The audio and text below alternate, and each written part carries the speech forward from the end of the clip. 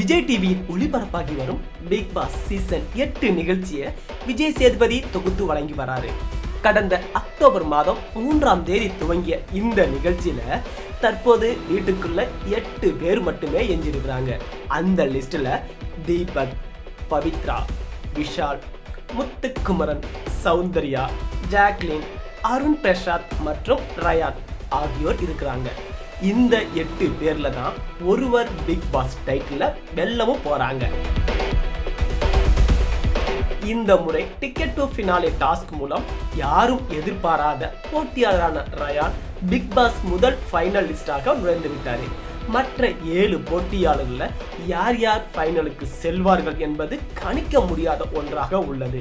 இந்த நிலையில இன்று பிக் பாஸ் வீட்டை விட்டு வெளியேறிய மஞ்சரி வாங்கிய சம்பளம் குறித்த தகவல் வெளியாகி இருக்கிறது.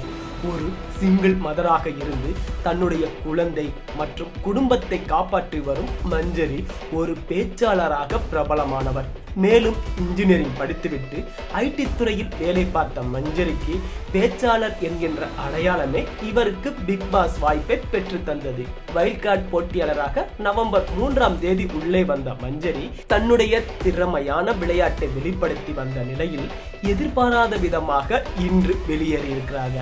இவர் ஒரு நாளைக்கு 15,000 முதல் 18,000 வரை சம்பளமாக வாங்கியதாக கூறப்படுகிறது. இந்த நிலையில 63 நாட்களுக்கு 10 லட்சம் முதல் 12 லட்சம் வரை சம்பளம் பெற்றிருக்கும் என சமூக வலைத்தளங்கள்ல சொல்லிட்டு இருக்காங்க.